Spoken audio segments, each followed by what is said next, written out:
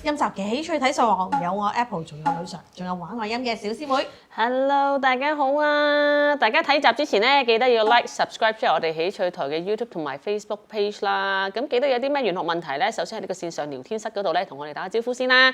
咁然之後咧，就可以將你哋嘅問題咧喺呢個字底留言區嗰度寫低啦。咁我哋就會請阿女 Sir 解答噶啦。咁咧，我哋最近咧就有啲網友咧就留言喎，有啲觀眾咁佢就話咧女 Sir 可唔可以講埋？因為我哋之前解簽啊嘛，咁咪講埋呢個國際局勢啊，即係話美國打仗喎，伊朗打仗喎咁。咁佢可唔可以講幾時會完啊？但我記得九運啊講過好動盪嘅。係啊，我哋講過，我都話之前講過美國佬會打呢個發動戰爭啊，打伊拉克，又真係不幸言中，唔係幾好意思。咁但係其實我哋隔咗啦，我哋有啲時間，咁其實我都攞咗個時間嚟取卦，大家去睇翻個美伊戰爭咧，其實唔係淨係美伊，即係其實最重要以色列都有份啊。其實你話而家咪講緊要停火協議2個禮拜，我哋而家講緊嗰時唔知佢完咗未？2個禮拜傾完未？咁但係我哋發現咧，其實好多時轟炸嘅目標就係伊朗咧就轟炸緊周圍四邊，咁然後以色列咧就主力去轟炸呢個伊朗。咁其實美國就喺度後邊係咁補給，咁啊特朗普一陣間又話會談得好順利，一陣間又話大家達成協議，其實人哋又話冇喎。咁好得意，大家想知道究竟重點嚟啦。其實大家都想知道究竟呢個戰事會停留幾耐啊，維持幾耐？其實我哋有2個方向啦。第一，我哋成日都講緊，我哋會攞個時間。原來中國人開戰咧，通常都會去有啲卜算嘅，嗰一日啱唔啱開戰啦。咁其實我因為咁樣，我就攞咗嗰個時間咧，即係譬如我哋睇翻個日期啊，日期正正就係我哋講緊26年嘅2月28日就係開戰嗰一日。咁當然我哋折算翻我哋本地嘅時間睇睇嘅。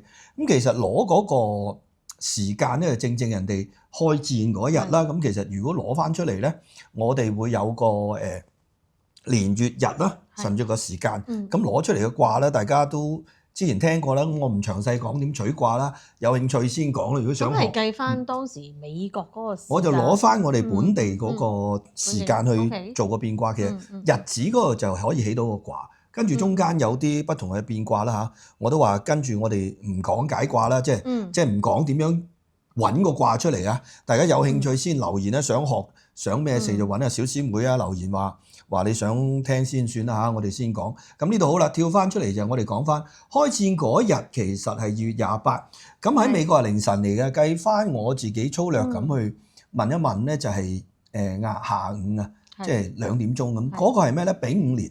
丙午年嗰個仲係正月嚟嘅。嗱，有一樣嘢我哋大家都講緊，我成日都講，而家大家諗住哇，去到4月啊，第二季，其實我每一次無論我講股市又好，講其他嘢都好，其實我哋只不過運行緊正月，而家係2月，農曆2月，你睇下如果節令方面就轉咗，都係呢2-3個月，咁仲行緊嘅，年初好多事未發生嘅，咁希望唔好咁多問題啊！開頭已經咁好啦，我哋得出嚟翻轉頭講緊，我哋上卦同下卦咧，得出嘅餘數都係4。如果我哋去講取卦咧，我哋睇翻咧，其實就係攞嗰個先天卦。先天卦4嗰個係咩咧？係震嚟嘅。最得意係咩咧？原來上卦下卦都係震，咁然後個動爻都係4嚟嘅。好啦，動爻未講住就先講個上係震下係震，出嚟係咩咧？咪震卦咯，係嘛？我哋乾坎艮震嗰個震卦，即係雷震啊，雷為震啊，即係雷喎。你諗下幾巧妙，我哋估都估唔到，原來呢個卦出嚟已經係一個震卦。震係咩啊？雷為震，行雷啊，轟炸。哇！你睇翻呢個卦本身就係佢就好巧妙，嗰一日就係得出嚟呢個震卦。震卦我哋可能唔使逐句講啦，我哋唔係講直連卦，但係純粹呢個意象出到嚟咧，佢有震驚百里啊！震驚百里，即係唔係淨係佢本土成件事個震卦嗱。如果我哋就咁去聽個震卦個解釋，本身就係雷震啊嘛，震者動也，同埋有萬物震驚震動之象。你好簡單，你純粹字面你知道有轟炸、震動啊、地震啊。由我哋講緊今年，我哋都好早講過話天同天火同人啊嘛。係我哋講嘅直連卦都係個天火啊，喂，唔係天然嘅火，原來係上天來嚟嘅戰火。我哋好早已經講過，今年最大問題係天災同埋戰亂。咁好啦，如果我哋講純粹呢個卦震者動也，得出嚟咧雷震有震動，有突如其來嘅震動，令人驚醒驚嚇嘅，往往令到人恐懼嘅。所以呢個震驚咧會令到四周圍有啲突發性啦，好似呢個大家都好驚訝，大家都以為即係平靜之間突然出嚟。咁好啦，我哋去睇翻咧第一件事就係頭先講緊大方向已經知道嘅，大家都好震驚。問題究竟佢傾咗完唔完成到先？個戰爭維持幾耐先？嗱，如果我哋純粹攞個震卦，我哋喺個卦文入邊卦辭裏面要講個震驚百里。開頭其實原本佢哋以為好成功嘅，好歡呼嘅，即係其實美國方面咧讚嗰個佢諗住好成功嘅，大家攞嚟可以好快打到嘅。但係其實如果我哋睇翻嗰個卦咧，其實佢本來咧要震動佢炸咗佢，即係用一個好短嘅時間。個震卦咧係嚟得快。嚟得快走得快嘅，本來係諗住短嘅。如果你睇翻個卦辭入邊，佢想咩？佢話就算佢炸到啲人咧要匿埋喺高地啊，即係卦辭我哋唔喺度長講。佢最重要係咩啊？7日得。佢諗住咧原本啊原意美國嗰個原意，佢諗住用7。嗱呢個7係虛數嚟嘅，喺個易經成日都有嘅，佢係一個週期嚟嘅。咁究竟7梗係7日定係14日啦？即係其實簡單嚟講就係一個週期。就可以完成到嘅，呢個係佢原意原本嘅。但係好不幸地咧，呢個原意係咁做，佢甚至乎想點咧？想快手仲要點啊？佢想嚼咗佢嘅領袖啊嘛。但係如果你睇翻佢話震驚百里嗰個後邊有一句不喪被唱咩嚟嘅咧？其實我睇翻就其實佢其實本來想殺咗人哋嘅頭。原來呢度講咩卦辭有講話個宗廟祭祀嘅儀器係冇消失到。咁啱呢個伊朗就係一個宗教國家，即係佢祭祀嘅儀器，即係佢哋承傳嗰樣嘢咧保留到。於是乎你睇巧妙到，佢係炸咗人哋嘅領袖，原來佢都承傳到嘅。咁當然咧，震卦本身咧係咩啊？長子嚟。咁我奇怪啦，咁我以為係長子承傳啊，咁原來呢個都唔係長子嚟嘅。咁佢係一個次子啦嚇。咁呢個叫做咩卡梅內伊嚇？唔係哈梅內伊咩木傑塔巴嚇？呢個可以俾人睇睇小師妹。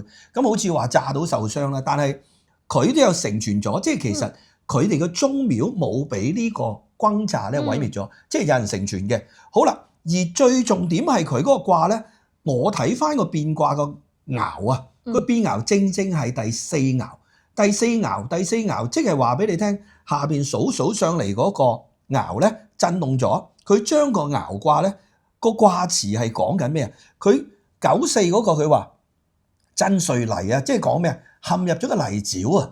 即係其實原來你本來想短打快啲完咗去，但係點知咧要陷入咗去，冇咁快抽到身嘅。所以嗰個卦咧變咗出嚟咩咧？佢有兩個方向，第一變爻之後咧，佢另一個卦，而中間咧我哋要知道咩啊？而家講緊快想完。中間有個過程，即係我哋成日講互卦。嗱，咁個互卦係咩咧？阿小師妹知唔知變咗個咩卦出嚟咧？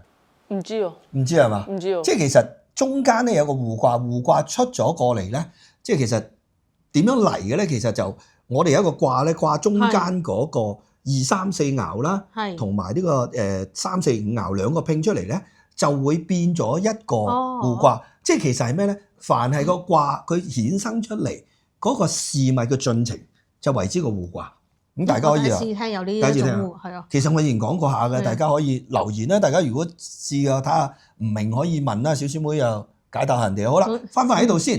咁出咗咩卦咧？嗱，呢個真係好神妙啦！我哋睇翻，原來嗰個時候頭先講震卦已經我初見到已經好離奇。最離奇更離奇係咩啊？原來嗰個佢個變爻未喐到之前，我淨係睇個互卦。神奇在咩啊？佢係水山剪卦，剪即係咩啊？我哋講隻腳傷咗，剪就係喐唔到啊，行唔喐啊。頭先佢本來想點啊？短嘅打7日啫嘛，7日定14日想撇佬噶啦，咁就快啲走斬埋人手，點知人哋傳承到，而佢走唔甩啊，走唔甩點啊？剪有咩作用啊？剪就係韞住咗佢，而剪佢最神奇係咩？佢講緊個水同山啊。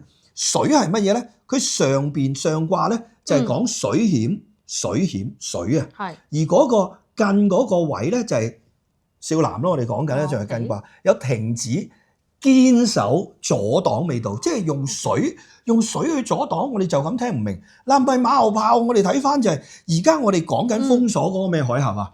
咪霍爾木茲嗰個正係原來佢利用個海峽去堅守呢個陣地，直情封咗個海峽。呢個展就係正係講翻，即係互掛過程。之前講緊美國佬本身出發點，即係佢就想快炸、快完、快走。但係問題係行翻個互掛，即係個過程咧有被困之象，而困係乜嘢啊？正就鎖咗喺嗰個水險嗰度，所以好得意個陸地被阻啦。我哋如果就咁去睇嗰個卦象，你話水嗰度呢個封鎖嗰個海峽。就引致到點解石油大漲就係冇路可逃。咁呢個係個展卦，而最得意最離奇咧個展卦其實講俾你聽係咩啊？佢講到個方向就係佢無論初爻一路去到都係有啲阻礙中間，無論大臣又好，普通人又好，點樣都好，往來交通運輸都有唔得嘅。而佢呢個展卦咧最重要啦，佢會離西南又好，不離東北又好，講緊啲時間方向都好。重點係乜嘢？去到後邊9、5上六嗰度講，最重要係大展蓬萊，佢阻礙咗啲咩啊？阻礙四周圍啊！其實最驚係乜嘢？原來左右隔離嗰啲就麻煩啦。四周圍大家都知道啦。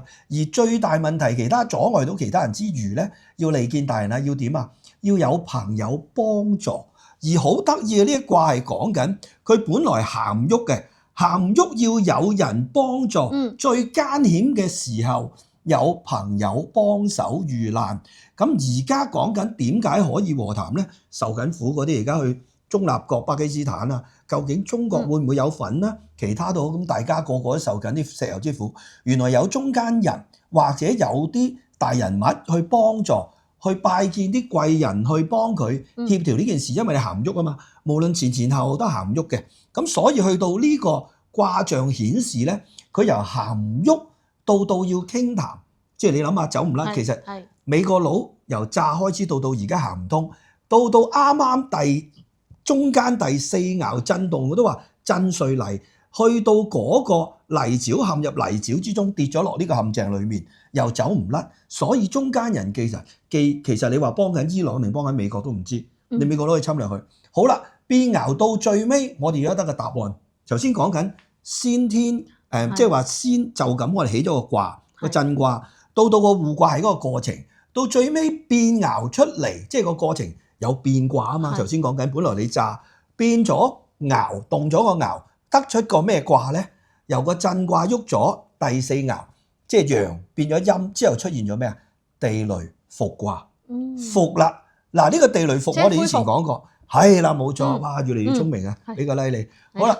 個坤咧上邊咗坤，下都係震，個震不變，地雷復卦，即係其實嗰個復卦有翻回復翻，有之前係講緊7日啊嘛，真係神奇到不比你變完卦個復卦一樣係講咩？7日來復，利有攸往，通得翻嘅，但係要反覆其道，唔係即刻得嘅。頭先講蓬萊無咎，呢度係需要有人去幫助咗之後咧。佢之前講緊，你係需要啲時間，有個週期嘅。啱啱7日嗱，如果我之前睇呢個卦嗰時，佢其實係未講2週嘅協議。本來我諗住7日就唔會啦，咁啊咁佢有個週期，7個週期7×7=49，快嘅咧49天可以有個協議或者停頓。咁而家係40幾天個零月。咁好接近嗱，我唔係馬後炮，照樣去講。咁係咪完咗咧？我仲有解釋嘅。我哋睇翻佢，如果用個復卦嘅初爻或者其他嗰啲咧，其實有樣嘢真係教訓嘅。